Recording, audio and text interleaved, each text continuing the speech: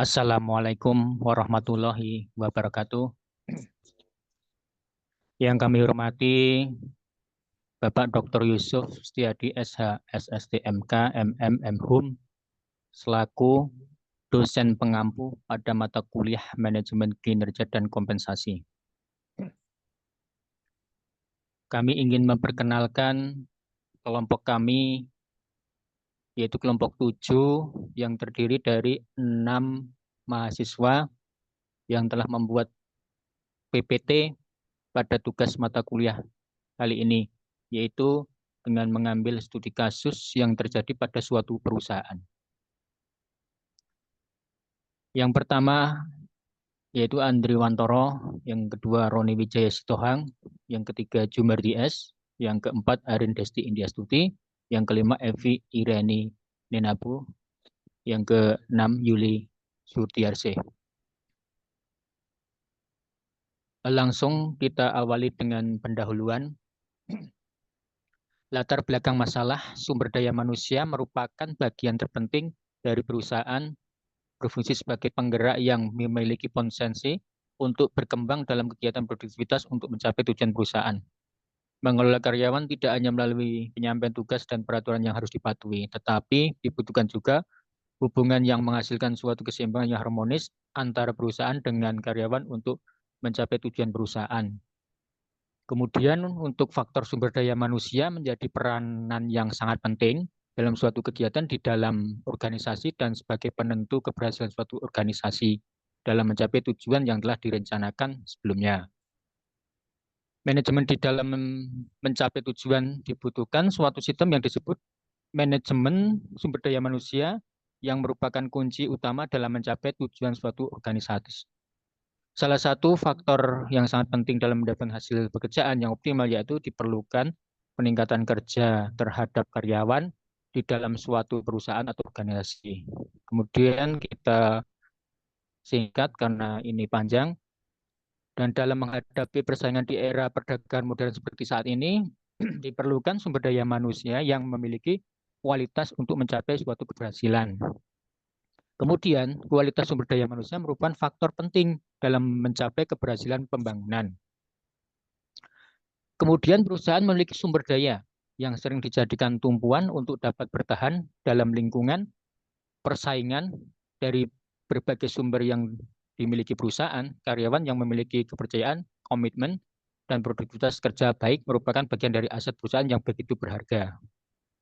Kemudian yang paling bawah, kepemimpinan merupakan bagian terpenting dalam pengembangan organisasi karena tanpa adanya seorang pemimpin yang baik akan sulit untuk mencapai tujuan organisasi, bahkan untuk terbiasa dalam menghadapi perubahan yang sedang terjadi di dalam maupun di luar suatu organisasi.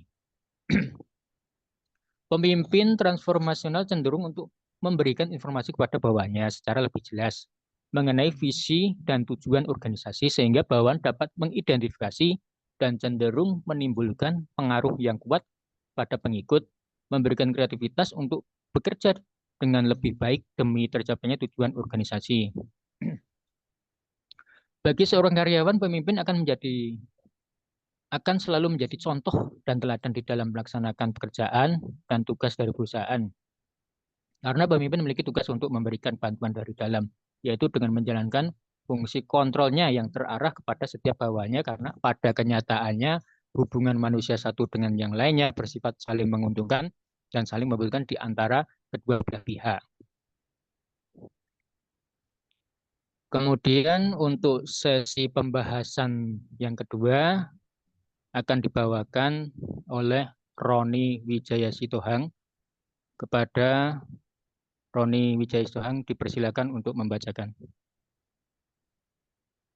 Baik, terima kasih Mas Andri. Di sini saya akan menjelaskan mengenai pembahasan. Yang pertama, pengertian manajemen sumber daya manusia. Manajemen sumber daya manusia adalah rangkaian aktivitas organisasi yang diarahkan untuk menarik, mengembangkan, dan mempertahankan tenaga kerja yang efektif. Manajemen memiliki peran besar dalam mengarahkan orang-orang yang berada di organisasi untuk mencapai tujuan yang diharapkan, termaksud memikirkan bagaimana memiliki manajemen sumber daya manusia yang mampu bekerja secara efektif dan efisien. memang sudah menjadi tujuan umum bagi bagian MSDM untuk mampu memberikan kepuasan kerja yang maksimal kepada pihak manajemen perusahaan yang lebih jauh, mampu membawa pengaruh pada nilai perusahaan baik secara jangka pendek maupun jangka panjang. Agar pengertian MSDM ini lebih jelas, di bawah ini dirumuskan dan dikutip definisi yang dikemukakan oleh para ahli. Menurut Marwansyah 2014.3-4 berpendapat bahwa manajemen sumber daya manusia dapat diartikan sebagai pemberdayaan sumber manusia di dalam organisasi yang dilakukan melalui fungsi-fungsi perencanaan sumber daya manusia, rekrutmen dan seleksi, pengembangan sumber daya manusia, perencanaan dan pengembangan karir, pemberian kompensasi dan kesejahteraan, keselamatan dan kesehatan kerja, dan hubungan industri. Selain itu, menurut Edi Sutrisno, manajemen sumber daya manusia atau MSDM adalah kegiatan perencanaan, pengadaan, pengembangan, pemeliharaan, serta penggunaan SDM untuk mencapai tujuan baik secara individu maupun organisasi. Menurut Hasibuan, manajemen sumber daya manusia adalah ilmu dan seni mengatur hubungan dan peranan tenaga kerja agar efektif dan efisien membantu terwujud tujuan perusahaan, karyawan, dan masyarakat. Next. Sedangkan menurut Kasmir menyatakan bahwa manajemen sumber daya manusia adalah proses pengolahan manusia melalui perencanaan, rekrutmen, seleksi, pelatihan, pengembangan, pemberian kompensasi karir, keselamatan, dan kesehatan, serta menjaga hubungan industrial sampai keputusan hubungan kerja guna mencapai tujuan perusahaan dan peningkatan kesejahteraan stakeholder. Menurut Bintoro dan Daryanto menyatakan bahwa manajemen sumber daya manusia disingkat MSDM adalah satu ilmu atau cara bagaimana mengatur hubungan dan peranan sumber daya yang dimiliki oleh individu secara efisien dan efektif serta dapat digunakan secara maksimal sehingga tercapai tujuan bersama perusahaan. Untuk mempersingkat, saya lanjut ke berdasarkan beberapa pendapat di atas, dapat disimpulkan bahwa manajemen sumber daya manusia memiliki peran penting dalam memenuhi kebutuhan sumber daya manusia mulai dari perencanaan hingga pemberhentian sumber daya manusia yang bertujuan untuk membantu dalam pencapaian tujuan organisasi. Next. 2. Fungsi manajemen sumber daya manusia. Menurut Wetton Jeltrivai, tujuan dan dari manajemen sumber daya manusia adalah sebagai berikut. A. Menentukan kualitas dan kuantitas karyawan yang akan mengisi semua jabatan dalam perusahaan.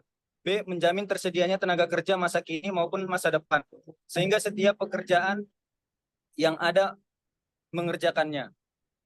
C. Menghindari terjadinya manajemen dan tumpang tindih dalam pelaksanaan tugas. D. Mempermudah koordinasi, integrasi, dan sinkronis atau KIS sehingga produktivitas kinerja meningkat. E. Menghindari kekurangan dan kelebihan karyawan. F. Menjaga pedoman dalam menetapkan program penarik seleksi,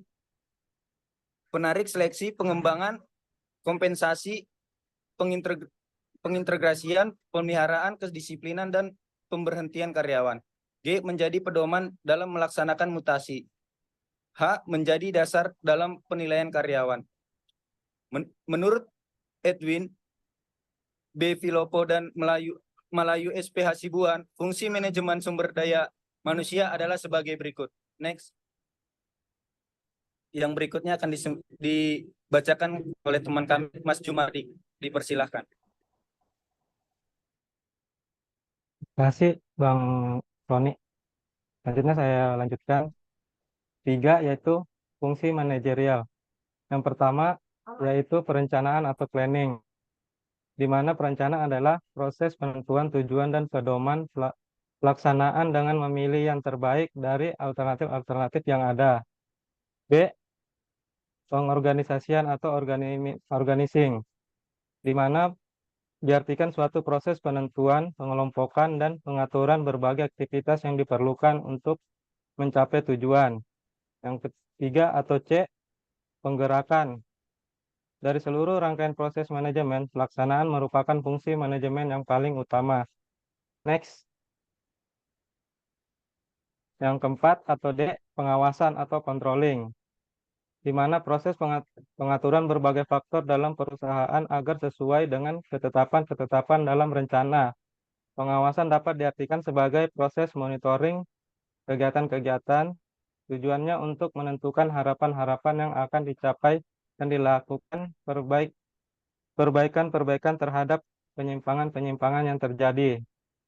Yang kelima atau E, yaitu motivasi adalah karakteristik psikologi manusia yang memberi kontribusi pada tingkat komitmen seseorang. Motivasi termasuk faktor-faktor yang menyebabkan, menyalurkan, dan mempertahankan tingkah laku manusia dalam arah tekad tertentu. Selanjutnya, yang keenam atau F yaitu evaluasi, di mana evaluasi atau disebut juga pengendalian merupakan kegiatan sistem pelaporan yang serasi dengan struktur pelaporan keseluruhan, mengembangkan standar perilaku, mengukur hasil berdasarkan kualitas yang diinginkan dalam kaitannya dengan tujuan, melakukan tindakan koreksi, dan memberikan ganjaran. Dengan evaluasi yang dilakukan, perusahaan dapat mengukur tingkat keberhasilan suatu organisasi. Keempat, pengertian kinerja karyawan. Menurut Robert Bakal tahun 2015, halaman 153, dalam pengertian ini kinerja merupakan tingkat kontribusi yang diberikan pegawai terhadap tujuan pekerjaannya atau unit kerja dan perusahaan atau organisasi sebagai hasil perilakunya dan aplikasi dari keterampilan, kemampuan, dan pengetahuan. Sini ada juga menurut Rifai dan Sagala tahun 2016 dari halaman 269 sampai 270 yang mengatakan bahwa kinerja adalah perilaku yang nyata dan ditampilkan setiap orang sebagai prestasi kerja yang dihasilkan oleh pegawai sesuai dengan peranan dalam organisasi. Di sini ada juga menurut Edison tahun 2016 dan ada juga menurut Setiawati dan Haryani tahun 2016. Next. Nah, kinerja menjadi cerminan kemampuan dan keterampilan dalam pekerjaan tertentu yang akan berdampak pada reward dari perusahaan. Terus ada menurut Sutrisno tahun 2016, kinerja adalah kesuksesan seseorang dalam melaksanakan tugas, hasil kerja yang dapat dicapai oleh seorang atau kelompok orang dalam suatu organisasi sesuai dengan wewenang dan tanggung jawab masing-masing, atau tentang bagaimana seorang diharapkan dapat berfungsi dan berperilaku sesuai dengan tugas yang telah dibebankan kepadanya serta kuantitas, kualitas, dan waktu yang digunakan dalam menjalankan tugas. Berdasarkan beberapa pengertian di atas, maka dapat disimpulkan kinerja adalah hasil yang diperoleh seseorang dalam melakukan pekerjaannya dalam waktu tertentu sesuai dengan tanggung jawab yang telah diberikan oleh suatu organisasi. Terima kasih. Selanjutnya saya serahkan kepada Kak Arin. Kak Arin, silakan. Terima kasih Pak Jumardi. Baik, saya akan menjelaskan 3 pembahasan studi kasus. Yang pertama, faktor yang mempengaruhi kinerja. Faktor-faktor yang mempengaruhi kinerja karyawan menurut Sutrisno tahun 2016 yaitu efektivitas dan efisiensi. Dalam hubungannya dengan kinerja organisasi, maka ukuran baik buruknya kinerja diukur oleh efektivitas dan efisiensi. Masalahnya adalah bagaimana proses terjadinya efisiensi dan efektivitas organisasi. Dikatakan efektif bila mencapai tujuan, dikatakan efisien bila itu memuaskan sebagai pendorong mencapai tujuan. Yang B, otoritas dan tanggung jawab. Dalam organisasi yang baik, wewenang dan tanggung jawab telah didelegasikan dengan baik tanpa adanya tumpang tindih tugas. Yang C, disiplin. Secara umum, disiplin menunjukkan suatu kondisi atau sikap hormat yang ada pada karyawan terhadap peraturan dan ketetapan perusahaan. Masalah disiplin karyawan di dalam organisasi, baik atasan maupun bawahan, akan memberikan corak terhadap kinerja organisasi. Kinerja organisasi akan tercapai apabila kinerja individu maupun kelompok ditingkatkan. Selanjutnya, D. Inisiatif. Inisiatif seseorang berkaitan dengan daya pikir, kreativitas dalam bentuk ide untuk merencanakan sesuatu yang berkaitan dengan tujuan organisasi. Dengan kata lain, inisiatif karyawan yang ada di dalam organisasi merupakan daya dorong kemajuan yang akhirnya akan mempengaruhi kinerja. Yang kedua, pengertian kepemimpinan. Kepemimpinan merupakan faktor yang menentukan dalam suatu perusahaan. Berhasil atau gagalnya perusahaan dalam mencapai suatu tujuan dipengaruhi oleh cara seseorang pemimpin. Sosok pemimpin dalam perusahaan dapat menjadi efektif apabila pemimpin tersebut mampu mengelola perusahaannya dan mempengaruhi perilaku bawahannya atau mau bekerja sama dengan mencapai tujuan perusahaan. Menurut Melayu, dalam Umi Farida 2016, kepemimpinan atau leadership yang ditetapkan oleh seorang manajer dalam organisasi dapat menciptakan integrase yang serasi dan mendorong gairah kerja karyawan untuk mencapai sasaran yang dimaksud. Menurut Umi dan Hartono, kepemimpinan merupakan kemampuan yang dipengaruhi seseorang untuk mempengaruhi orang lain agar bekerja mencapai tujuan yang telah ditetapkan. Selanjutnya, berdasarkan semua pengertian yang telah dikemukakan para ahli di atas, maka dapat diambil kesimpulan bahwa kepemimpinan adalah proses dan perilaku seseorang pemimpin dalam mempengaruhi perilaku dan mendayagunakan para bawahannya agar mampu bekerja sama dalam melaksanakan tugas dan tanggung jawab untuk mencapai tujuan perusahaan. Yang ketiga, gaya kepemimpinan. Gaya kepemimpinan merupakan dasar dalam mengklasifikasikan tipe kepemimpinan. Gaya artinya sikap, gerakan, tingkah laku, sikap yang elok, gerak-gerik yang bagus, kekuatan, kesanggupan untuk berbuat baik. Dan gaya kepemimpinan adalah perilaku dan strategi sebagai hasil kombinasi dari falsafah, keterampilan, sifat, sikap yang sering diterapkan seseorang pemimpin ketika dia mencoba mempengaruhi kinerja bawahannya. Berikut merupakan definisi gaya kepemimpinan yang dikemukakan oleh beberapa ahli. Menurut Hasibuan, menyatakan bahwa gaya kepemimpinan adalah cara seseorang pemimpin mempengaruhi perilaku bawahan yang bertujuan untuk mendorong gairah kerja, kepuasan kerja, dan produktivitas karyawan yang tinggi agar dapat mencapai tujuan organisasi yang maksimal. Dari beberapa definisi di atas dapat disimpulkan bahwa gaya kepemimpinan merupakan kemampuan mempengaruhi orang lain, bawahan, atau kelompok dalam bidang yang diinginkan oleh kelompoknya untuk mencapai tujuan organisasi atau kelompok. Selanjutnya akan dibacakan oleh Saudara Yuli Sudiarsi. Terima kasih Kak Arif. Sedangkan menurut Terry dalam Suwatno dan Priyansyah 2016, jenis gaya kepemimpinan adalah sebagai berikut. A. Kepemimpinan pribadi atau personal leadership, di mana pemimpin berhubungan langsung dengan bawahannya. B. Kepemimpinan non-pribadi atau non-personal leadership, di mana pimpinan tidak mengadakan hubungan langsung dengan bawahannya sehingga antara atasan dan bawahan tidak timbul kontak pribadi. C. Kepemimpinan otoriter atau authoritarian leadership, di mana bawahan secara pimpinan memperlakukan bawahannya secara sewenang-wenang karena menganggap diri orang lain berkuasa, bawahannya digerakkan dengan jalan paksa. D. Kepemimpinan kebapaan atau paternal leadership, di mana pimpinan memperlakukan bawahannya seperti anak sendiri sehingga para bawahannya tidak berani mengambil keputusan. Next.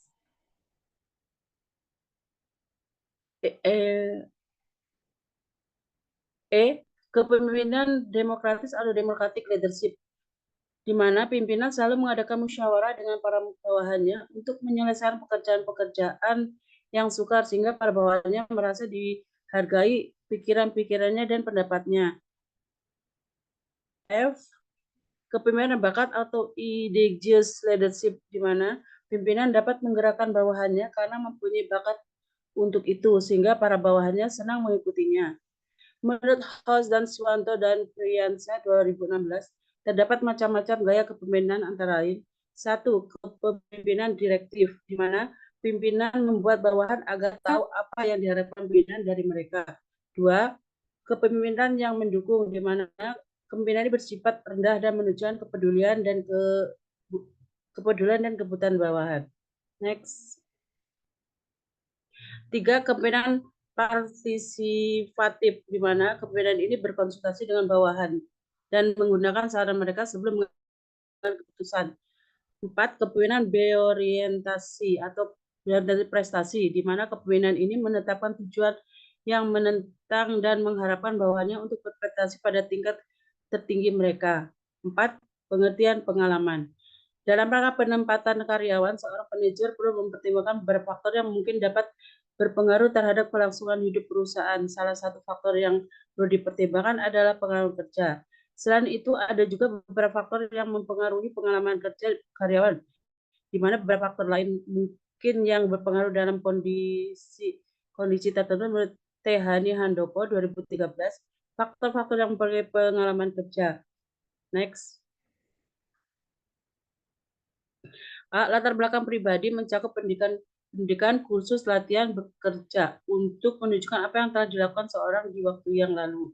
B. Bakat dan minat untuk memperkirakan minat dan kapasitas atau kemampuan jawab dan seseorang. C. Sikap dan kebutuhan atau attitude and needs untuk meramalkan tanggung jawab dan wewenang seseorang. D. Kemampuan analitis dan manipulatif untuk mempelajari kemampuan penilaian dan penganalisaan. E. Keterampilan dan kemampuan teknik untuk menilai kemampuan dalam melaksanakan aspek-aspek dari pekerjaan. Ada beberapa hal juga untuk menentukan berpengalaman tidaknya seorang karyawan yang sekaligus sebagai indikator pengalaman kerja, yaitu A. Lama waktu atau masa kerja. B. Tingkat pengetahuan dan keterampilan dimiliki. C. Penugasan terhadap pekerjaan dan peralatan. Next.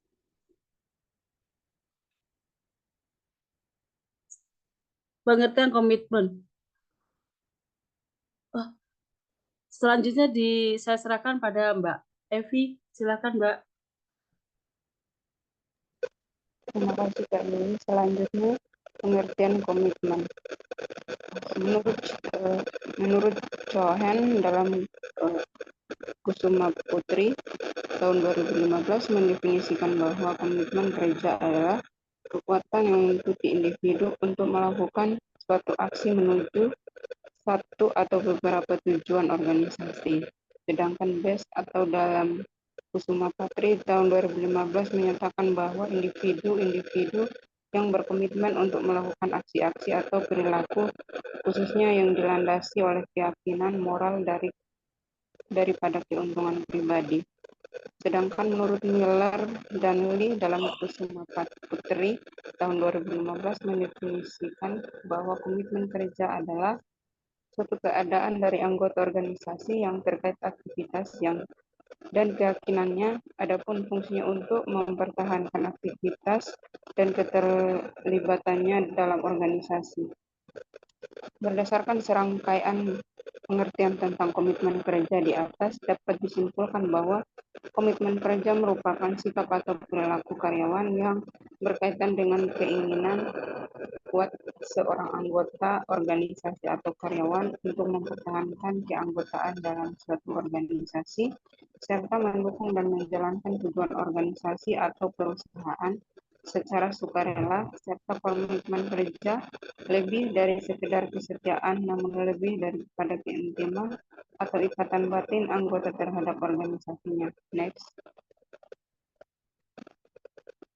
Adapun faktor-faktor yang mempengaruhi komitmen kerja menurut Kusuma Putri tahun 2015 mengungkapkan 7 faktor yang dapat mempengaruhi komitmen kerja, itu yang pertama, faktor-faktor terkait pekerjaan atau job-related faktor merupakan hasil keluaran yang terkait faktor-faktor pekerjaan yang cukup penting ditingkatkan individu dan dalam pekerjaan. Kemudian yang kedua,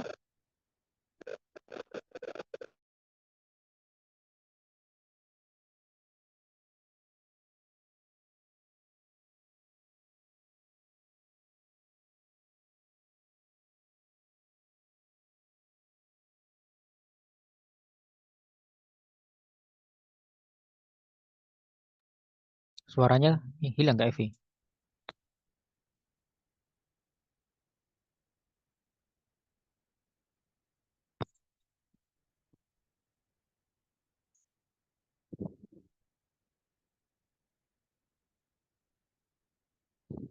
Baik, bisa dilanjutkan.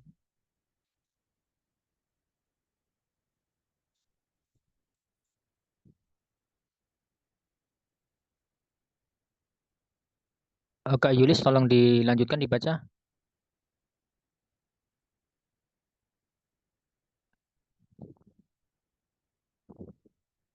Suaranya nggak ada Kak Yulis. Gini ambil alih. Maaf. Silakan.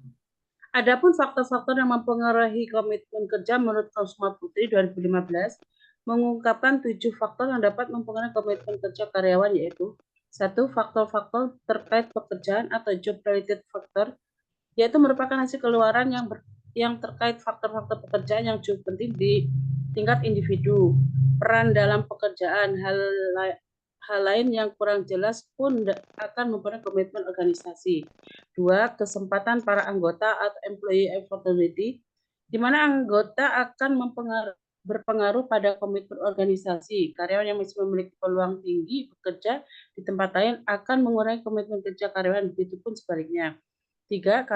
Karakteristik individu, di mana individu yang berpengaruh seperti usia, masa kerja, tingkat pendidikan, kepribadian, dan hal-hal yang menyangkut individu tersebut atau karakter.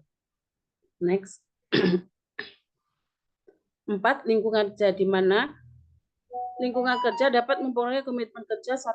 Satu dari kondisi lingkungan kerja yang berdampak positif bagi komitmen organisasi adalah rasa memiliki organisasi. Dalam hal ini dimaksud bahwa karyawan yang memiliki rasa keterlibatan menganggap dia dilibatkan dalam pengambilan keputusan atau kebijakan baik secara langsung maupun tidak langsung. 5. Hubungan positif. Hubungan positif memiliki arti hubungan antara anggota, baik hubungan dengan atasan, rekan kerja maupun bawahan, dan rasa saling menghargai akan menimbulkan komitmen kerja yang tinggi. 6. Struktur organisasi. Struktur organisasi yang fleksibel lebih mungkin berkontribusi pada peningkatan komitmen anggotanya. Manajemen dapat meningkatkan komitmen anggotanya dengan memberi anggota arahan dan pengaruh yang lebih baik. 7. Gaya manajemen, di mana gaya ini tidak sesuai dengan konteks aspirasi anggota-anggotanya, akan menurunkan tingkat komitmen organisasi. Sedangkan gaya manajemen yang membangkitkan keterlibatan hasrat anggota untuk pemberdayaan dan tuntutan komitmen untuk tujuan-tujuan organisasi akan meningkatkan komitmen kerja. Next. Kesimpulan. Semua perusahaan pasti akan memiliki tujuan bagaimana perusahaan dapat menghasilkan keuntungan yang sebesar-besarnya. Untuk mencapai tujuan tersebut, perusahaan pasti akan menemui dari hambatan-hambatan atau permasalahan yang dihadapi. Apabila tidak segera ditangani, akan berakibat tujuan perusahaan tidak tercapai dan kualitas perusahaan akan dinilai tidak sehat. Dari penjabaran di atas, hendaknya perusahaan memperhatikan seperti faktor-faktor yang terjadi dalam perusahaan, sehingga dalam pengelolaan SDM menjadi faktor utama agar tidak menjadi problematika dalam perusahaan yang berkepanjangan. Setiap karakter SDM mempunyai tipe masing-masing dalam kinerja, juga menghasilkan hasil yang berbeda satu sama lain, tidak bisa sama. Terima kasih, saya serahkan kepada Mas Andri. Silakan Mas.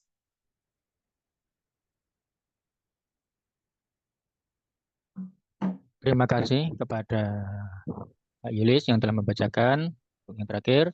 Dan terima kasih kepada teman-teman semuanya yang telah hadir, kepada Bapak Yusuf Setiadi.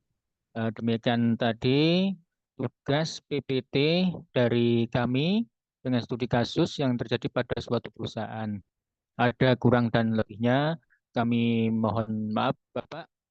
Dari kelompok 7, saya akhiri. Wassalamualaikum warahmatullahi wabarakatuh. Waalaikumsalam warahmatullahi wabarakatuh.